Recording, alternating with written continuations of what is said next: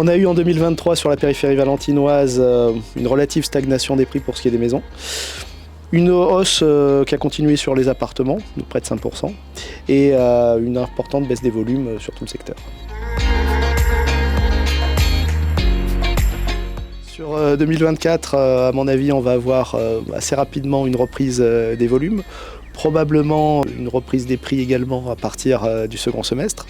Et puis historiquement, il faut quand même rappeler que les prix n'ont quasiment jamais baissé de manière à la fois importante et durable.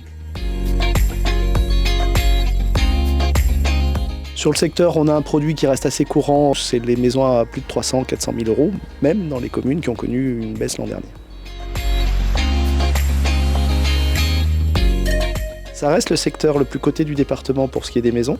Par contre, pour les appartements, malgré la hausse, c'est supplanté cette année encore pour la deuxième année consécutive par le secteur de Tain-l'Hermitage.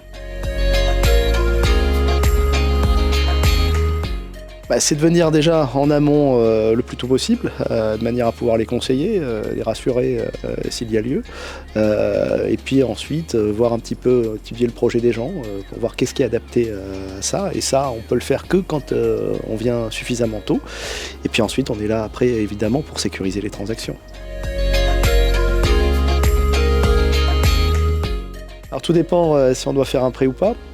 Ceux qui ne font pas de prêt ont plutôt intérêt à acheter maintenant avant de risquer que les prix repartent progressivement à la hausse.